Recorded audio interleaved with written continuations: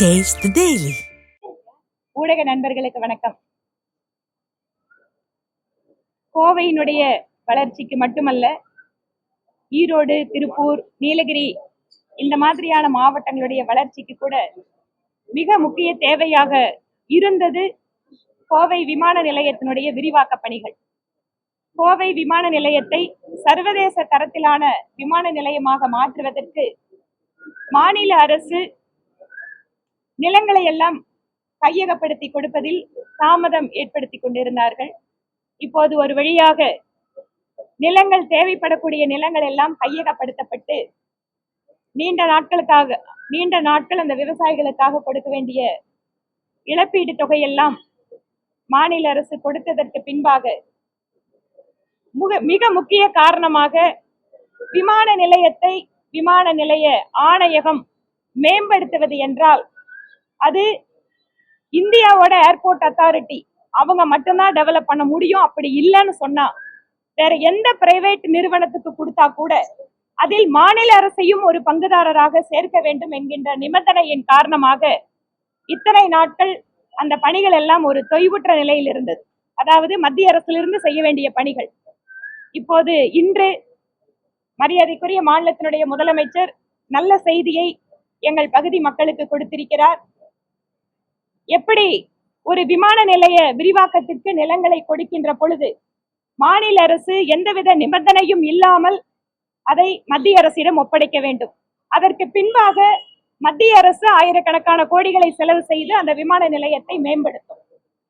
இப்போது இது நாள் வரை தமிழக அரசு அந்த நிபந்தனைகளை வைத்துக் கொண்டிருந்ததை விலக்கி நாடு முழுவதும் எப்படி ஒரு மாநில அரசு விமான நிலைய விரிவாக்கத்திற்கோ அல்லது புதிதாக அமைப்பதற்கோ நிலங்களை கொடுக்கிறார்களோ அதே போல தமிழக அரசும் விமான நிலைய விரிவாக்கத்திற்காக நிலங்களை கொடுக்க தயாராக உள்ளது என்கின்ற தகவலை இன்று தெரிவித்திருக்கிறார். இது மிக நீண்ட வருடங்களாக எங்கள் பகுதியினுடைய பல்வேறு தரப்பு மக்கள், தொழில்துறையை சார்ந்தவர்கள், மாணவர்கள், சுற்றுலா பயணிகள், ஏனென்றால் நீலகிரி மாவட்டத்திற்கு வரக்கூடியவர்கள், ஈஷா மாதிரியான இடத்திற்கு வரக்கூடியவர்கள் எல்லாமே அந்த சுற்றுலாவும் இப்போது பெருகி கொண்டிருக்கிறது. இந்த வேளையில் இந்த ஒரு நல்ல செய்தியை, நல்ல முடிவினை எடுத்திருக்கின்ற மாநிலத்தினுடைய முதல்வர் திரு ஸ்டாலின் அவர்களுக்கும் தமிழக அரசுக்கும் இந்த நேரத்தில் எங்களுடைய நன்றிகளை தெரிவித்துக் கொள்கிறோம். இவை இல்லாமல் கடந்த 10 நாட்களுக்கு முன்பாகவே கோயம்புத்தூருக்கு ஒரு அரசு நிகழ்ச்சிக்கு வருகின்ற பொழுது அவரிடம் எங்கள் தொகுதி சார்ந்த சில அடிப்படை கட்டமைப்பு வசதிகளை பற்றி பேச வேண்டும் என கேட்டிருந்தேன். அது இன்றுதான் அந்த நேரத்தை அவருடைய அலுவலகம் எங்களுக்கு கொடுத்தாங்க. எங்களோடு கோவை பகுதியை சேர்ந்த எங்கள் கட்சியினுடைய மாநில துணைத் தலைவர் பேராசிரியர் கனக சபாபதி அவர்களும் மாநிலத்தினுடைய செயலாளர் திருமதி சுமதி வெங்கடேஷ் அவர்களும் 3 பேரும் இன்று அவரை சந்தித்து பேசுகின்ற பொழுது கோவை பகுதிக்கு மாஸ்டர் பிளான் அது வெறும் மாவட்டத்தை உள்ளடக்கியதாக இல்லாமல் திருப்பூர், நீலகிரி, ஈரோடு இந்த மாதிரியான மாவட்டங்களையும் இணைத்து அந்த பகுதிக்கான மாஸ்டர் பிளானாக உருவாக்கப்பட வேண்டும் என்ற கோரிக்கையும் நான் வச்சிருக்கேன். இது ஏற்கனவே அசம்பிளிலையும் பேசியிருந்தேன். இவை இல்லாமல் இந்த அரசு பொறுப்பேற்றதற்கு பின்பாக இங்க எப்படி சென்னை பெருநகர வளர்ச்சி குழுமம் இருக்கிறதோ அந்த போல கோவை, மதுரைக்கெல்லாம் அறிவித்தார்கள். ஆனால் அந்த அறிவிப்பாகவே இருந்தது. இதுவரை அது செயலாக்கத்திற்கு வரவில்லை. அது உடனடியாக கவனிக்கிறேன் என மரியாதைக்குரிய முதலமைச்சர் தெரிவித்திருக்கிறார். இவை இல்லாமல் என்னுடைய தொகுதியிலே, ஏனென்றால் அது நகர்ப்புற பகுதியாக இருக்கின்றதால் வாகன அடுக்கங்கள், மல்டி லெவல் கார் பார்க்கிங் அமைக்கணும். அதே போல நொய்யல் நதியிலே கார்பரேஷன்ல இருந்து கழிவுகள் சுத்தப்படுத்தப்படாமல், அதை சுத்திகரிக்காமல் அப்படியே நேரடியாக விடுகின்ற ஒரு சில இடங்களை எல்லாம் குறிப்பிட்டு இதை உடனடியாக கவனிக்க வேண்டும், நீர்நிலைகளை எல்லாம் பார்க்க வேண்டும் சொல்லியிருக்கேன். இவை இல்லாமல் குடிசை மாற்று வாரியத்தில் கட்டப்படக்கூடிய வீடுகள் காலதாமதமாகிறதால் சிஎம்சி காலனி, இந்த வெரைட்டி ஹால் ரோடு காலனி எல்லாமே லேட் ஆயிட்டு இருக்கு. அதெல்லாம் உடனடியா விரைந்து முடித்து கொடுக்கணும் அப்படிங்கிற கோரிக்கையும் அவர்கிட்ட கொடுத்துருக்கோம். அந்த கோரிக்கைகளோட மனுவை நான் என்னோட சோசியல் மீடியா ஹேண்டல்ல ஷேர் பண்றேன். நீங்க அதை எடுத்துக்கலாம். சந்திப்பு ஆக்கப்பூர்வமான முறையில இருந்தது.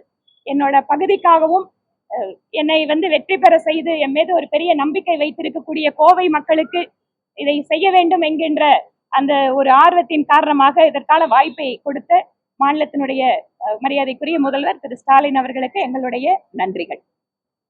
தொடர்ச்சியா அரசு மீது பல்வேறு விமர்சனங்கள் நிலையில 3 ஆண்டு காலங்களுக்கு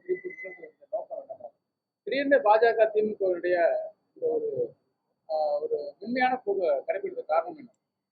இது மென்மையான போக்கா கடினமான போக்கா அப்படிங்கிறத தாண்டி 3 வருஷ காலம் நான் பேசின இந்த விஷயங்கள் எல்லாம் நீங்கெல்லாம் அசம்பிளிலையும் பார்த்துட்டு இருக்கீங்க. அசம்பிளிலையும் நான் பல்வேறு முறை இதை ரைஸ் பண்ணியிருக்கேன். ஆனால் விமான நிலையத்தினோட இந்த பணிகள் என்பதை நான் அவரிடம் அது நேரடியாக தெரிவித்து இதில் என்ன ஒரு பாலிசியில சிக்கல் இருக்கு. ஏனென்றால் நான் இதற்காக மத்திய அரசாங்கத்திடம் பேசுகின்ற பொழுது மாநிலத்திற்கு தகுந்த மாதிரி கொள்கை முடிவுகளை மாற்ற முடியாது. ஏனென்றால் நிலத்தை எடுத்து கொடுக்கின்ற மாநில அரசு அவர்களுக்கென்று கோரிக்கைகள் வருகின்ற பொழுது அதை ஒரு நேஷனல் பாலிசி மூலமா தான் டிசைட் பண்ண முடியும். அதனால் மத்திய அரசு அந்த தகவல்களை தெரிந்து கொண்டு அதை அவரிடம் நேரில் சொல்ல வேண்டும் என்பதற்காக தான் அவருக்கு அந்த முறை வந்த போது கேட்டேன். அவருக்கு நேரில் வாங்கன்னு சொன்னாரு. கூடவே இந்த மற்ற விஷயங்களை நான் சொன்னது எல்லாமே ஏற்கனவே பல முறை நான் அசம்பிளியில பேசினதான். ஆனால் இன்று விமான நிலைய விரிவாக்கம் தொடர்பாக வருகின்ற பொழுது அதையும் சேர்த்து அவருடைய கவனத்திற்கு தனிப்பட்ட கவனத்திற்கு எடுத்து சென்று அதை விரைவாக நிறைவேற்ற வேண்டும் என்பதுதான் எங்களுடைய நோக்கம். அதனால நீங்களும் சொன்ன மாதிரி திமுக பாஜக இந்த உறவு மத்திய அமைச்சர் அந்த விழாவுக்கு வந்தது அதை ஒட்டி எல்லாம் நிறைய போயிட்டு இருக்கு. நான் அந்த கதைகளுக்குள்ளெல்லாம் போக வரல. நாங்கள் எப்போதுமே ஒரு ஆக்கப்பூர்வமான எதிர்கட்சியாக மக்களுக்கு என்ன தேவைகள் இருக்கிறதோ அவர்கள் பிரச்சனை இருக்கிறதோ அதை அரசாங்கத்தினுடைய கவனத்திற்கு எடுத்து செல்லக்கூடிய மக்கள் பிரதிநிதிகளாக எங்கள் பணிகளை எப்போதும் செய்து கொண்டிருக்கிறோம். அதனால இதுல நீங்க வேற விஷயத்தெல்லாம் சேர்த்துட்டீங்கன்னா அது உங்களோட கற்பனை. கோவை மாவட்டத்துல மெட்ரோ ட்ரெயினுக்கான திட்டமும் அதுக்கான நிதி ஒதுக்கீடு முதலமைச்சர் எதிர்பார்த்தாரு. அது அவங்க தொகுதி உட்பட அந்த மாவட்டத்துக்கு இல்ல, நான் அதுவும் என்னோட கோரிக்கையில கொடுத்திருக்கேன். கோவை மெட்ரோவுக்கு நம்ம கவர்மெண்ட்ல இருந்து போட்டிருக்கிற டிபிஆர் டீடைல் ப்ராஜெக்ட் ரிப்போர்ட்ல ஒரு சில ஃப்ளாஸ் இருக்கு. ஏன்னா நேற்று அதை சென்ட்ரல் கவர்மெண்ட்ல கொடுத்திருக்காங்க. இதெல்லாம் சரி பண்ணி கொடுங்க அப்படின்னு சொல்லியிருக்காங்க. ஸ்டேட் கவர்மெண்ட் எங்கெங்கெல்லாம் அந்த ரூல்ஸ்ல அந்த திட்டத்தினுடைய மதிப்பீடுகள்ல எங்க மாற்றங்கள் செய்ய வேண்டி இருக்கோ அந்த மாற்றங்களை செஞ்சு கொடுத்தாங்கன்னு சொன்னா நிச்சயமாக இதற்காக மத்திய அரசிடம் பேசுவதற்கு நாங்கள் தயாராக இருக்கிறோம். இது இல்லாமல் இன்று நடந்த கூட்டத்துல சென்னை மெட்ரோவை பத்தி கூட சொன்னாங்க. சென்னை மெட்ரோவில் என்ன மாதிரி டிஃபிகல்ட்டி இருக்கு, சென்ட்ரல் கவர்மெண்டோட ஃபண்டிங் வராது கூடிய அந்த சிக்கலை சொன்னாங்க. அதற்கும் பாரதிய ஜனதா கட்சியின் சார்பில் தமிழகத்தினுடைய நலனிற்காக தமிழகத்தினுடைய திட்டங்களுக்காக என்னவெல்லாம் முயற்சிகள் நாங்கள் மேற்கொள்ள வேண்டுமோ அதை நிச்சயமாக மேற்கொள்கிறோம் என்பதையும் அவரிடம் கூறியிருக்கிறேன். இந்த 3 வருஷத்துல உங்களோட தொகுதியில தமிழ்நாடு கவர்மெண்டோட இன்ஃப்ராஸ்ட்ரக்சர் நடந்ததா? செம்மொழி பூங்கா முன்னாடி அறிவிச்சிருந்தாங்க. அதனோட பணிகள் தொடங்காம இருந்தது. அதனோட துவக்க விழா நடந்திருக்கு. ஆனா கூட மத்திய சிறைச்சாலையை இடமாற்றம் பண்ண வேண்டி இருக்கு. அந்த பணிகள் எல்லாம் பெண்டிங் இருக்கு. இது இல்லாம கூட நான் சொன்ன கோயம்புத்தூர்ல ரோடுகளுக்காக 200 கோடி கொடுத்தீங்க. ஆனா அது நிறைய ஏரியா உள்ள கார்பரேஷன்ல வந்ததுனால அந்த 200 கோடியில ஏன் தொகுதிக்கு ஒன்னும் ரோடு போட முடியல, கஷ்டமா இருக்கு. இன்னும் கொஞ்சம் பணம் கொடுங்கன்னு கேட்டிருக்கேன். மத்திய அரசு யூபிஎஸ்சி மூலமாக ஐஏஎஸ் அதிகாரிகளை தேர்வு செய்வதில் மத்திய அரசு பல மாற்றங்களை கொண்டு வந்திருக்கு. இதுக்கு கடுமையா திமுக உள்ளிட்ட கூட்டணி கட்சிகள் எதிர்ப்பு தெரிவிச்சிருக்காங்க. இடஒதுக்கீடுக்கான அபாயம் இதுல ஏற்படும் அப்படின்றாங்க. குறிப்பா ஆர்எஸ்எஸ் பின்புலம் இருக்கக்கூடியவர்கள் இதுல உள்ள நுழைப்பதற்கான வேலை அப்படின்னு சொல்லி இந்த கடுமையான எதிர்ப்பு. 2 விஷயம் கேக்குறீங்க. யூபிஎஸ்சி பொறுத்த வரைக்கும் அது அரசியலமைப்பு சட்டத்தால ஒரு அங்கீகரிக்கப்பட்ட ஒரு பாடி. அதுல எந்தவித காம்ப்ரமைஸ் பண்றதுக்கு யாருக்கும் எந்த ஒரு அதிகாரமும் கிடையாது. அதனால யூபிஎஸ்சி பொறுத்த வரைக்கும் அது வழக்கம் போல செயல்படும். அந்த வழக்கம் போல அந்த ரெக்ரூட்மெண்ட் நடக்கும். அதுல வரக்கூடிய ரிசர்வேஷன் சிஸ்டம் எல்லாத்துக்கும் இருக்கும். ஆனால் இதை இல்லாமல் நீங்க நீங்க எப்பவுமே ஒரு திறன் சார்ந்த ஒரு திறமைக்கு ஒரு குறிப்பிட்ட வேலைக்கு ஒரு சில நபர்களை கன்சல்டண்டா எடுத்துக்குவாங்க. அது ஸ்டேட் கவர்மெண்ட்டும் பண்ணுவாங்க. அந்த மாதிரி மத்திய அரசாங்கம் ஒரு சில குறிப்பிட்ட துறைகளில் அந்த துறையில் திறமை வாய்ந்த ஒரு சிலரை அவர்கள் ஒரு குறிப்பிட்ட காலத்திற்கு மட்டும் அதை அப்பாயின்ட் பண்றதுக்கான ஒரு ஏற்பாடு தான் அது. அது ஒன்றும் பெர்மனன்ட்டும் கிடையாது. 2வது அது ரிசர்வேஷனுக்குள்ள போய் பாதிக்கிற அளவுக்கும் கிடையாது. ரொம்ப மினிமம் பொசிஷன்ல தேவைப்படக்கூடிய எக்ஸ்பர்ட்டுகளை உள்ள கொண்டு வரதான். 2வது ஆர்எஸ்எஸ் சார்ந்த ஆட்களை உள்ள கொண்டு வரது அப்படின்னு கேக்குறீங்க. இந்த நாட்டோட பிரதமர் ஆர்எஸ்எஸ், இந்த நாட்டோட எல்லா அமைச்சர்களும் பிஜேபி அமைச்சர்கள்ல 99% ஆர்எஸ்எஸ் சார்ந்தவர்கள்.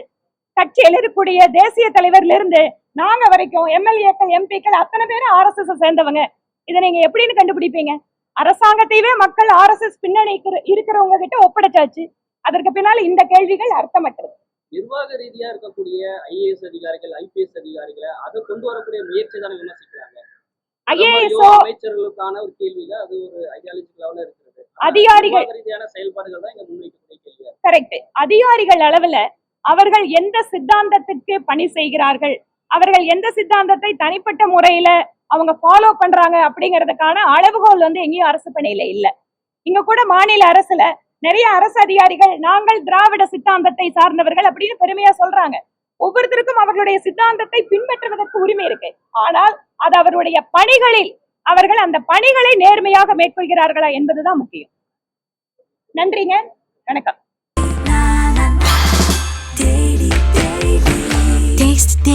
Taste the Daily.